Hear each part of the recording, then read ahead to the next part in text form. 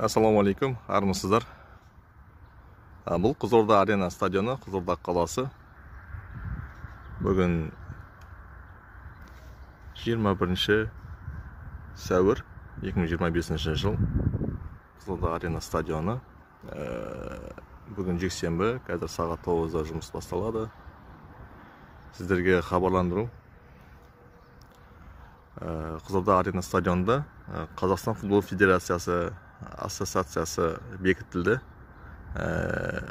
Осы жылдың қыркүйек айларында суперкубоктық матчтың финалы осы Қызылорда арена стадионында бұйырса өтетін болды.